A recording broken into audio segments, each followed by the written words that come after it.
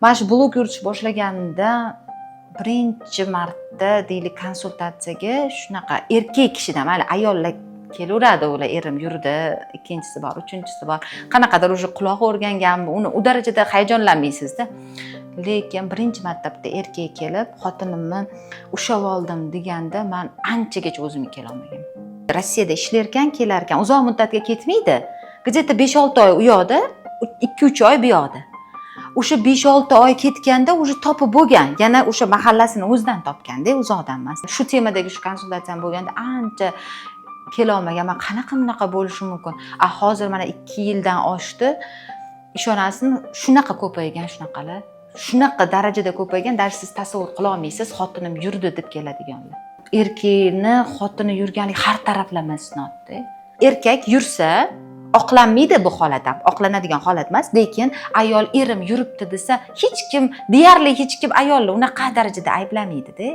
Biroz aytish mumkin, "Ha, sen ham o'zingga qarab yur-chi, semirib ketibsan yoki sal bir ering kelganda bir chiroyli bo'pchi, ko'chada chiroyli ayollarni ko'radi-da", u deyishligi mumkin.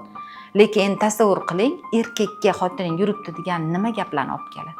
To'g'ri, erkaklarimizda ham qaysidir miqdorda ayb bor-da, o'zi haqiqatan ham mayli bir og'iz shirin gap bilan dunyolarni obod qilsa bo'ladi-da, ayol o'zi bitta bir og'iz shirin gapga zor. O'shani qilmayotgan erkaklarda qanaqadir ayb bor. Lekin bunaqa yo'lga yurishga sabab emasda. Bu narsa chiqib ketmaydi-da, tarixdan ham chiqib ketmaydi. Masalan, oradan 10 yil, 20 yil o'tsa, erkakning xiyonati qachondirlar unutilib ketishi mumkin, ayolligi unutilmaydi. Oradan 20-30 yildan keyin ham o'sha yigit, masalan deylik, uni o'g'li katta yigit bo'ldi. Bu 10 yoshida onasi shu ishni qilgan deylik, 20-30 yosh bo'lganda ham o'sha odamlar o'sha o'lib ketgan bo'lishi mumkin, buni biladiganlar.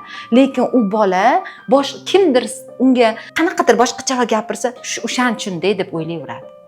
Baribir xayoliga o'sha narsa, men onam shu ishni qilganda shuning uchun bu temani tekkizdiryapti shu gapga. Yoki umuman u odam mavjud shuni bilmasligi ham mumkin. Bu bilan suhbatdagi odam bilmasligi ham mumkin. Lekin baribir shu narsani o'ylaydi u bola. Ayniqsa o'g'li bo'lsa, u o'ylayveradi. Qizga buni isnoti keladi. Onang kim edi, sen kim eding?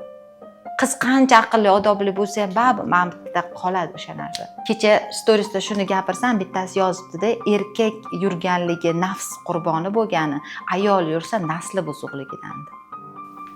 Qaysidir ma'noda to'g'ri gap shu.